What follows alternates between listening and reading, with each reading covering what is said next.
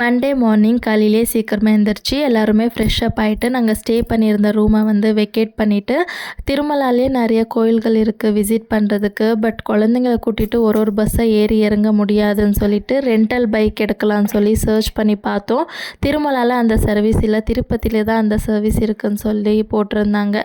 சரின்னு சொல்லிட்டு நாங்கள் ஜீப்பில் ஏறி கீழே ரிட்டர்ன் ஆகியாச்சு. பஸ் ஸ்டாப்லேயே இந்த மாதிரி லக்கேஜ் லாக்கர்ஸ் வந்து இருக்கும். அங்கே நாங்கள் லக்கேஜ் எல்லாமே வச்சுட்டு ஸ்கூட்டி தான் ரெண்டலுக்கு வந்து எடுத்திருந்தோம். அதுக்கப்புறமா எல்லா கோயிலும் சுற்றி பார்க்கறதுக்கு ஸ்டார்ட் பண்ணிட்டோம்.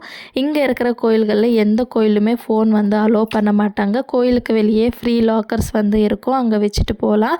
ஒரு சில கோயிலில் ஃபோன் அலோவ் பண்ணாலும் உள்ளே வந்து யூஸ் பண்ணக்கூடாதுன்னு சொல்லிட்டு தான் உள்ளே அனுப்புவாங்க.